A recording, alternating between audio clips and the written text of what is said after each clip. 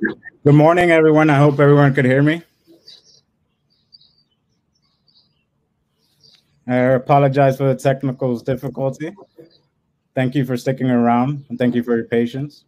So once again, good morning, everyone, and welcome to our first webinar. This isn't working. It's working now, where we'll discuss some of the common mistakes and business process mistakes businesses face. But before I get started, I'd like to introduce our guest speaker for today, myself. My name is Berto Contreras, and I'm the Director of Sales and Partnership at MBSATA, and I'll be your moderator for today. And alongside me is our presenter, the CEO and founder of Cornerstone Paradigm Consulting, Amanda Russo.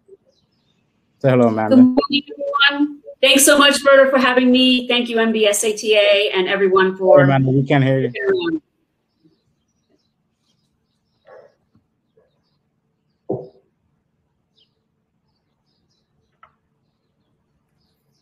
So a little bit about MBSATA and myself. Now, we've been around for 20 years, 20 plus years, actually. And our areas of focus are tailored bookkeeping support, accounting technology integration, and advisory services. Now, we're not your traditional accounting advisors. We use technology to help us avoid the unnecessary manual work while providing the human touch and expertise needed to get your business financial right every time. Now, we love technology. We love the advancement of technology in our industry, and it's quite impressive. It has evolved over the time, and it allows us to be more accurate, more detailed, and more cost-effective for our clients. But what truly drives our success is our forward-thinking management and the dedicated team of advisors. Now, a little bit about myself for those who don't know me, and I promised my team I wouldn't be too sales pitch. But over the past few years, my role has developed. Initially, my role was to ensure that customers that come to MBSATA receive the accounting support that their business requires. Now, with a background in startup and business development, my role has changed, and my background has played a pivotal role in that change. Over the past few years, I'll move fast forward to where we are today. My new role involves working with great partners, looking for forward-facing partners to help our clients and our future clients, and allows us to be more efficient and provide the services that our partners and our clients. Now, I'm excited to pass this on to Amanda. Amanda, the floor is yours. Oh, thank you so much, Berto. Thank you, everyone. We know your time is really valuable. So we really appreciate everyone for taking the time out today to join us in talking about This Isn't Working. So today we're going to cover the entire operational life cycle of business operations. A little bit about me and my firm. I'm the founder and CEO of Cornerstone Paradigm Consulting. We're an industry agnostic business operations consulting firm. We essentially go into companies and we fix, you guessed it, what isn't working. So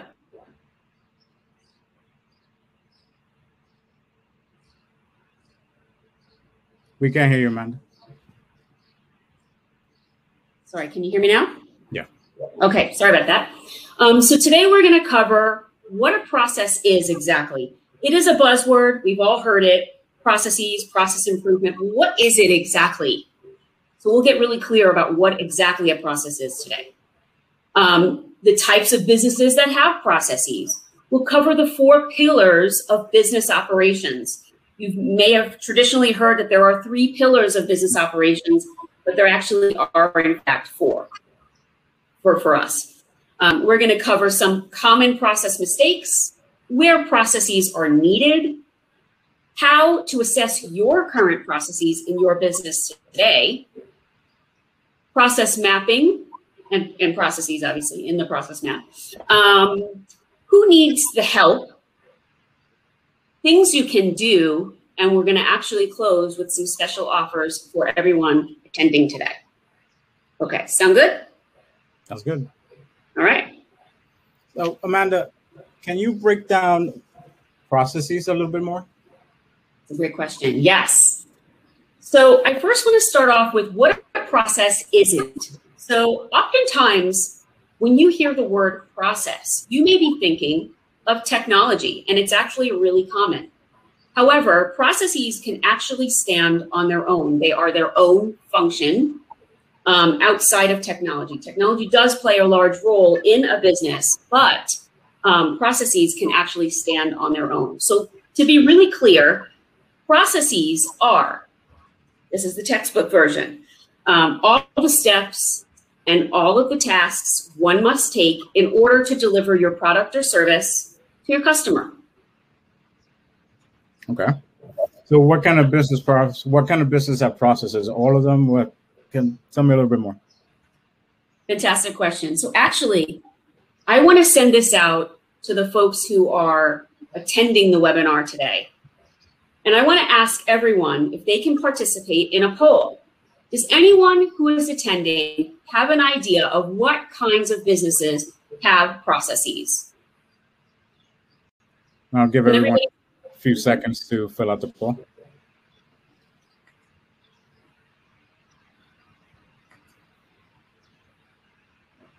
Okay, the responses are coming in.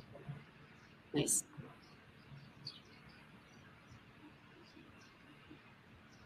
Where did we land? Polls are in. All businesses? Ooh, so we really do have some smart attendees today. Yes. The answer is, if you are in business, you have multiple processes. So I'm glad. Oh, we have some really smart folks today. I'm excited. All right. A lot of people got that right. Yeah, I love that. I love that. Okay. So what are the common mistakes that you've noticed in your career? That's a great question. And it's one that I think is incredibly important to go over. So now that we're clear, right, about what a process actually is, now we want to talk about some of the common, often expensive, unfortunately, mistakes that companies tend to make. Okay, so like I mentioned earlier, there are 4 pillars, we call them pillars, to business operations: processes, people, technology, customer experience, which traditionally you probably wouldn't see that broken down as a separate function, but we do break it down as a separate function. Today, however, we're only going to cover business process. Okay. So some of the common mistakes that we have seen for business processes is companies that unfortunately believe this is kind of the way we've always done it. So if it's not broke, don't fix it. But unfortunately, customer demand is ever changing and we need to keep up with that demand. Companies that believe the manual processes, the manual way of doing things actually saves money because we're not investing in technology, so we don't have to pay for the technology. Or, this one's really common, this one's a good one. So you have actually the right people in the right roles, and they know how to do their job. You don't. And it's really common. So employees are kind of putting their own spin on how exactly they do their job. Really common. And the challenge with that is what happens when someone goes on vacation, right? We all know that pain point of whenever so-and-so comes back from their 2-week honeymoon or their vacation, they'll get you on the mailing list, or they'll send you the check, or so on and so forth. Or companies that kind of believe, well, we're small potatoes. We don't really need process improvement. We're really too small for that. That's for larger companies. So those are some of the common mistakes that we see really often in business ops. Okay, so again, I want to ask the audience one more question. So we want to try to make this a little bit interactive, and I know how smart everyone is who's joined today. So can somebody tell me what area of business has business operations, business process, and may need some process improvement? Is it the front office? Is it the middle office? Or is it the back office? So, and I gave you some examples of who sits in some of those roles. Even if you're a really small company, you still have people sitting in the front office, front facing, the middle office doing processing, maybe trade processing, or they sit in the treasury or risk management. And then, of course, the back office. There's IT, there's operations, HR, accounting. So what do you guys think? What area has process needs? Responses are coming in. Well, we got a overwhelming all. Oh my gosh. So you guys are really smart. This is a good meeting here. Okay. Yes. To answer the question, it is all. So all areas of business need process. They need consistency in order to drive the business forward successfully. So here's some of the things that you can do to assess your current processes. First, we need to select a process, right? We need to select some area of business that has steps and tasks, right? So we can choose customer experience, customer onboarding. It doesn't always have to be customer. It can be accounts receivable, payable. It can be any process that you'd like to pick. Then you want to ask yourself, what is it like to do business with you? Do you know? Do you believe that you really know what it's like from the customer's perspective to do business with you? And mind you, everyone, and I know everybody's pretty versed in this topic, but your customer can also be internal. So your customer is not just external customers, the way we traditionally think of customers. They can also be internal. The second question you want to ask yourself is, what does a customer have to do in order to get your product or service? What steps do they need to take? Write them down. Next, you want to start drawing, okay? This is a sample process map, okay? Now, here we started with customer experience, right? Or customer service, you can call it. So we start off with, you see the 3 lanes: customer, customer service rep, and then manager. We made this really simple for the purposes of this, for this webinar, but these process maps can be really, really highly detailed, and they get very granular. However, for the purposes of this, we kind of drew and gave you a really simple example. So we start off with the return process. So for your specific return process, the customer calls in and they want to make a return. The customer service rep looks up their account in the CRM system, identifies the item that the customer is inquiring about, and then they have to make a decision. Is this item eligible for return?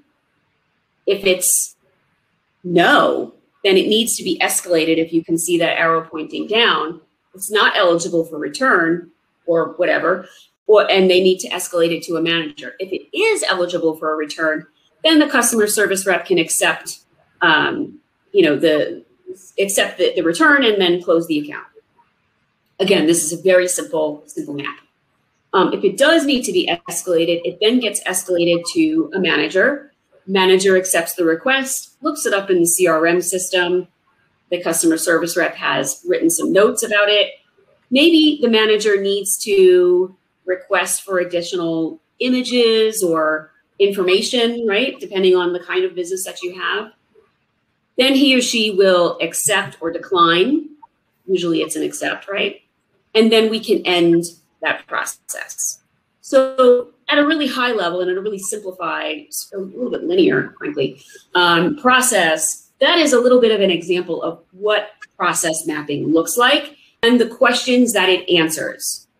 Again, these maps can go over 10, 15, 20 pages if your organization has a lot of steps and tasks to do. And then I guess you have to ask yourself, is it really necessary to have all of those steps and tasks?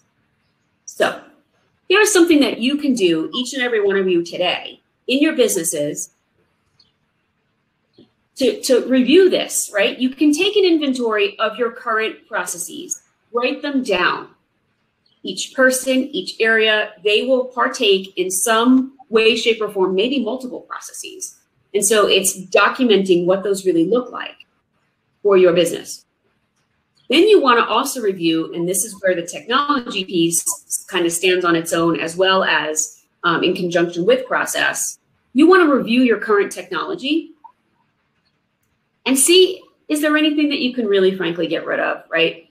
And what can we actually use more of? What can we build out and use more of? So kind of looking at what your technology stack looks like, who's using what are they using it for, and then assessing the situation from there. And the most important piece of this is ask your team for their input. Who knows your business better than you, your team, right? More times than not, your team will know a lot more about your business than you do because they're doing it every day. So they see, they face one-off situations. They may be, dealing with situations that you don't even know about because they kind of know how to handle it. Back to some of the slides earlier, talking about employees that kind of put their own spin on things. That's sort of how you don't really know about a lot of those incidences because, they kind of just handle it. And I do think it actually is important for you to know how they're handling those situations and what that really looks like. Okay, so why is hiring an expert right for you? Okay. The way that we sort of look at this is, if you want to make real change, and this even goes for my business, if you want to make real change, you hire an expert. An expert will help you get from where you are to really where you want to be. They specialize in these areas, whether it be accounting, business operations, or any other area. They really specialize in these areas, hopefully if you hire the right partners, and they really will help you get to the place that you're looking to go. If not, if you choose not to hire an expert, you might find yourself doing the same thing over and over and over, and that can in and of itself be very, very frustrating. So the people who need help. I can give you a couple of examples of clients that we've had that really came to us for one thing and have used us several times to address other areas of their business. So maybe you have a customer service issue, right? Maybe you have a great product, great service, you know the kind of value that your company brings, to your customers, but there's certain parts of your process, not to use the buzzword, but certain parts of your process that actually are hindering your team from being as effective as they could and should be, right? So folks like myself come in, assess really what's going on from an external point of view, and kind of back to the slide earlier of like thinking, well, this is just the way it is, or this is just kind of the cost of doing business. Our clients oftentimes only can envision it being a little bit better.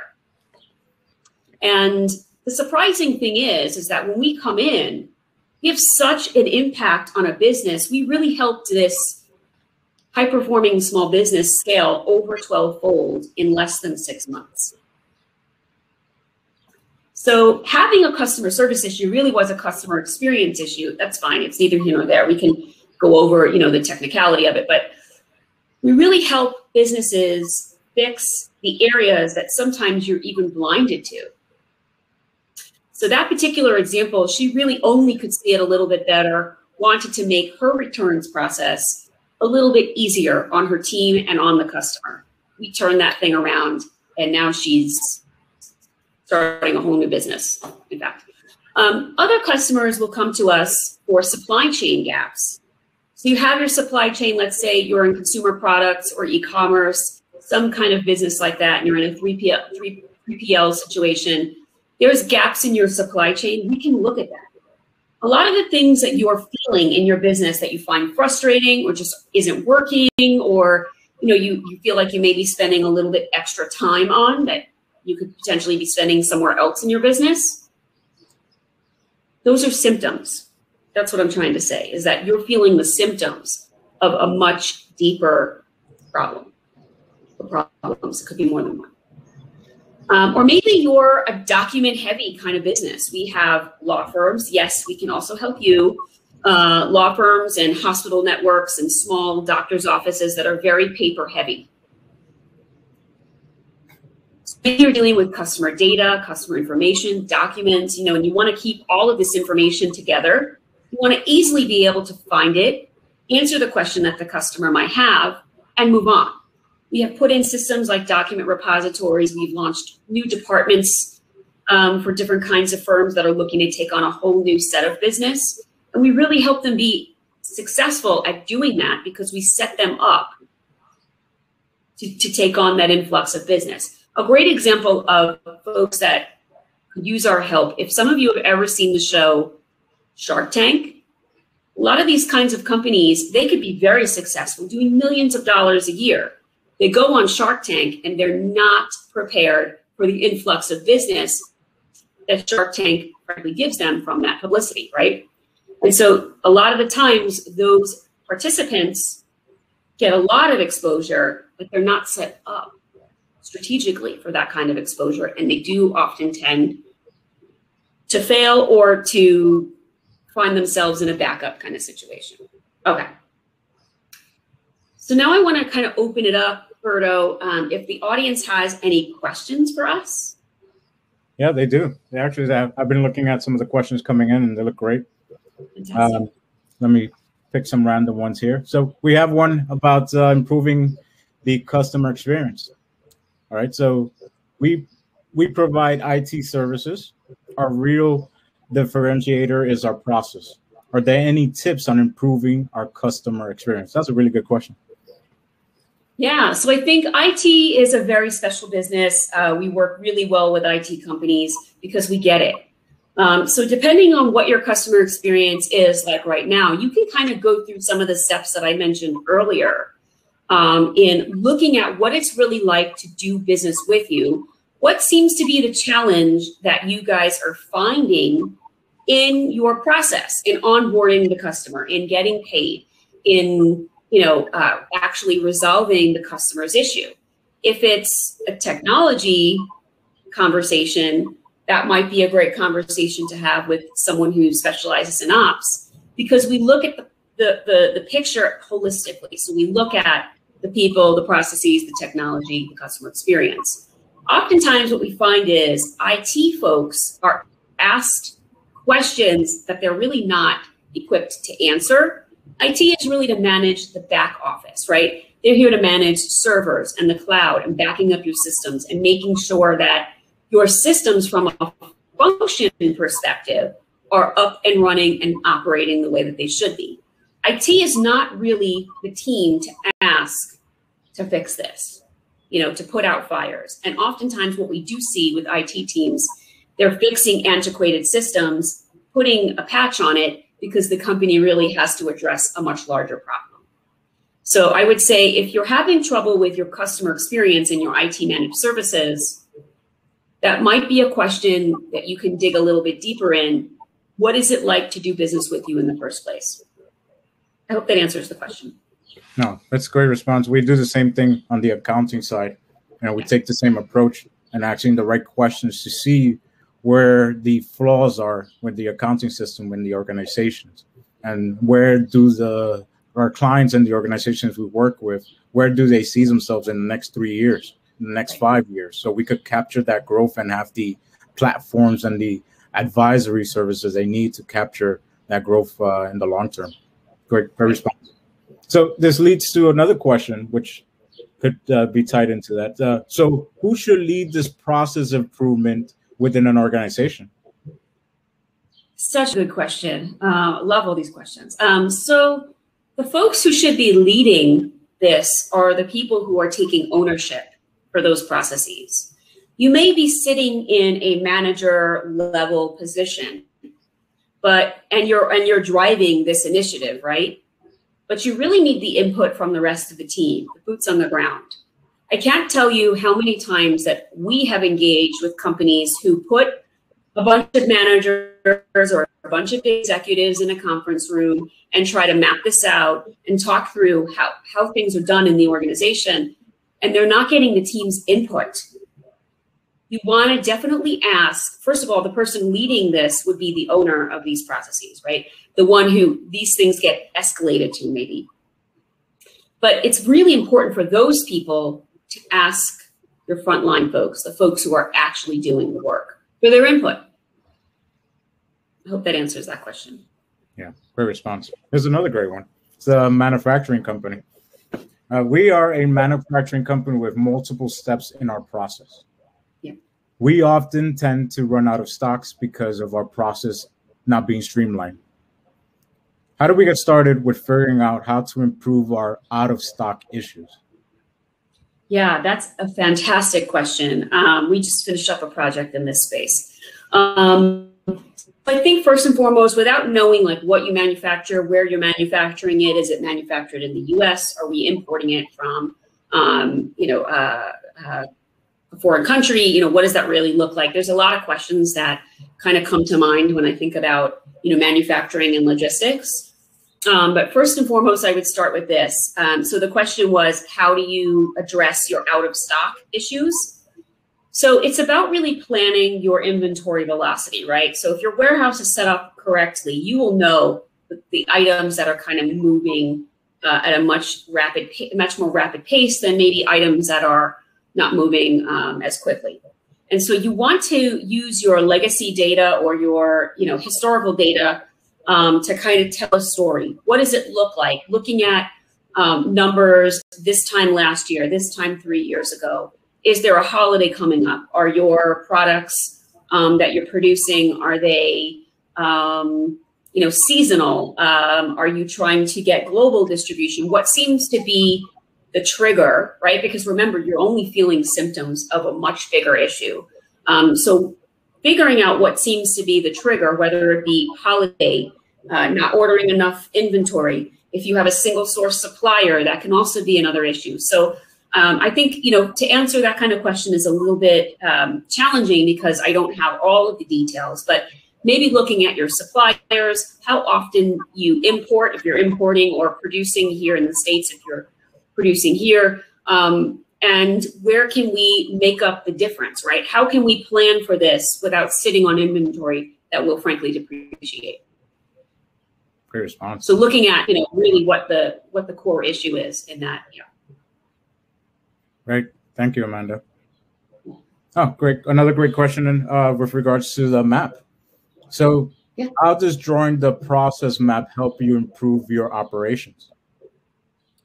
Excellent question. I like this is one of, I'm a process map, specialist and I love process maps. So here's what I will say. A process map gives you the facts, okay, of your business. So it's really hard to argue with facts, right? And a lot of this journey, as you go through the discovery process of uncovering really what's going on in this business, you'll be able to then put it on a process map and go back to it. There's no assuming, oh, well, everybody knows that, or we all use this. You don't really know until you start digging. And so a process map really should tell a story about your business, about your customer journey, about how you get paid from clients, how clients get onboarded, maybe, how the return process is done, depending on your business. So it really should tell a story. And frankly, it should be a little bit of an alarming story if you need a process improvement, initiative to happen. You'll discover how many steps and tasks and systems and people need to kind of be exchanged in order to get to the end result, right? And so a process map really not only tells a story, but then it also points out if you have an antiquated sort of system in getting from point A to point B, it should also then tell you a story where we can actually improve these areas. We need to update this software, or we need to combine this software. So the story it should tell should give you an idea of what it is really like to do business for you. Yeah. Great. Now I have a question about process and designing and teams. And it's funny because we face the same sort of issue when clients come to us and they have an explosive growth year and trajectory, and we are working alongside with someone in their team on the accounting side. Now, there's times where we have to train that team to work as efficient as we do and then advise them on how to use the technology. So question coming from Scott, after you redesign the process, do you also teach the client how to train the teams? Excellent question, Scott. The short answer is yes. So for my business, we cover end to end. We cover the entire operational life cycle. So we're kind of on this journey with the internal team, right? And once we go through the entire discovery process, we uncover what's going on. We find even things that maybe the team didn't realize is an issue. We go through the entire process of maybe phasing out legacy systems, implementing new systems. Now this is a whole new company, right? And so it's one thing to remember how to do it before, but it's a new thing now. It's a new company. And so for us to go through with the team, make sure it be, from a design thinking perspective, that we have certainly written the program or designed the front-facing platform to be as user-friendly. We almost sometimes give the example, we make things as intuitive as an app, right, on your phone, on your smartphone. And so we have to go through that process of training, and it could be a multiple step process. We go through training, we make sure everybody feels really comfortable with the new environment, right? So the new processes, as well as the new systems, because this is going to be a whole new company and things rapidly speed up, right, in this new environment. And so we want to set them up for success. So that is an absolute must. Yeah, the training. Thanks, Scott. I agree. Now, when it comes to managers and dealing with managers in organization, how do you help them take ownership of their process and lack of understanding of the process? How do you handle that? It's a great question. So, like I said, we're kind of on this journey with the internal team. Our approach, I think, makes us a little bit unique to maybe some other consulting firms because we cover end-to-end life cycle, but our approach also includes top-down, bottom-up.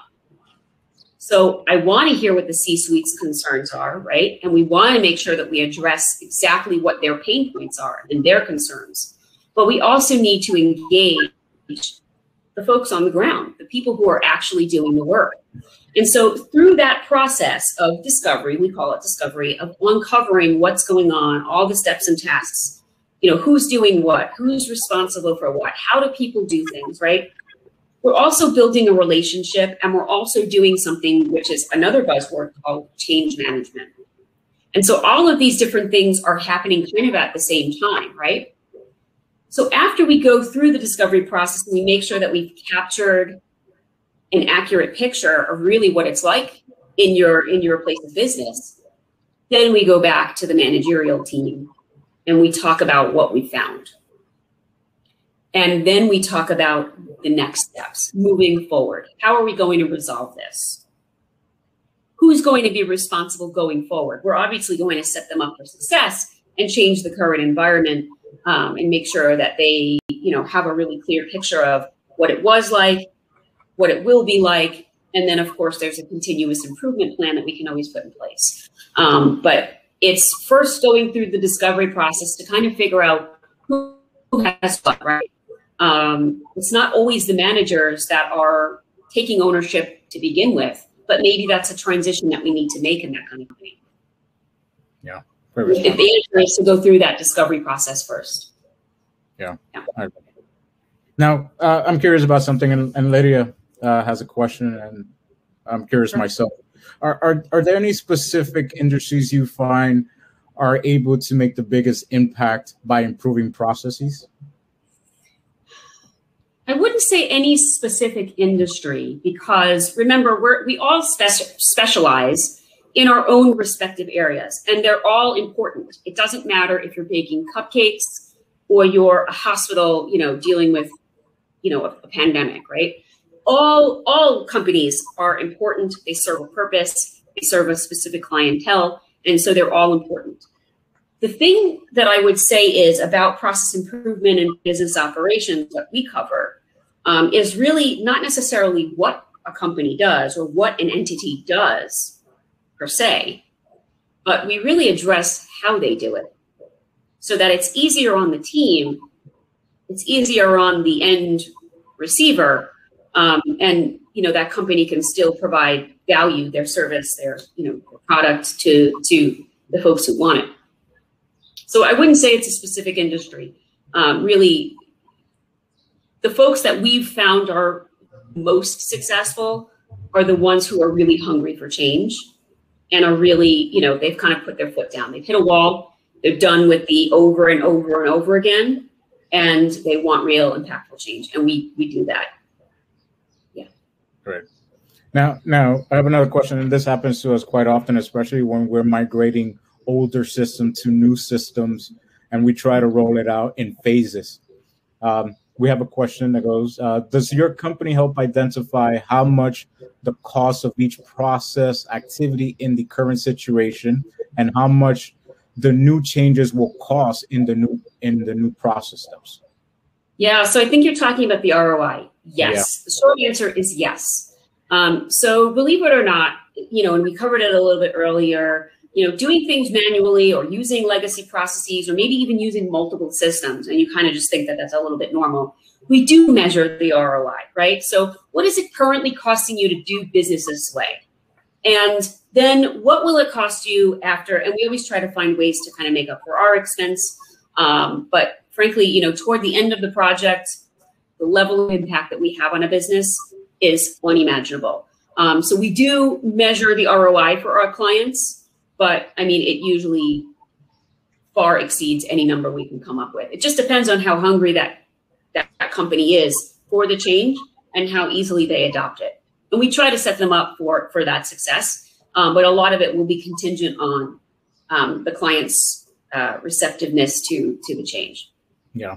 We measure it. Sure, we have to measure it. Yeah, same with us. Sometimes they're a bit wary of the technology as well, but showing them the ROI always reassures them that they're heading in the right direction. Yeah, I mean, and if I'm totally honest, we've had more repeat clients than not.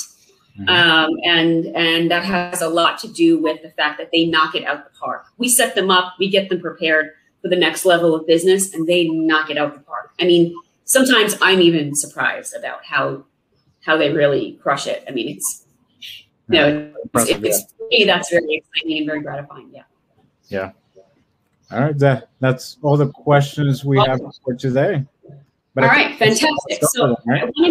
I want to move over to something that we're offering that's a little bit special for the folks who attended today.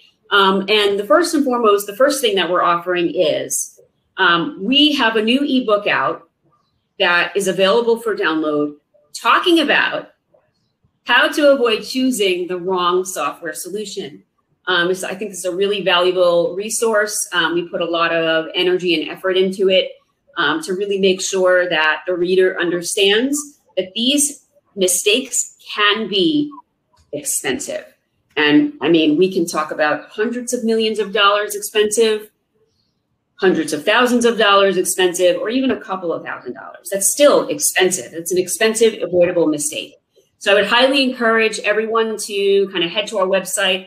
We have a resources page, and there are all of our downloadable resources. This is our latest one, but if you'd like to become a member, there's an option there on that page. You can also become a member and view all of our ebooks, which I think are incredibly valuable and at no cost. Okay. The next thing that I want to offer is we do offer for everyone who attended today a complimentary initial consultation. So this is at no cost to you. I think we're going to provide you a link to my calendar. Make sure that you select "This Isn't Working" consultation, and we'll get on the phone for about 30 minutes. We'll talk about kind of what you're dealing with and talk through what you might be able to do to fix that said issue, or if you want some help, assistance from folks like us, we're happy to talk about what that might look like.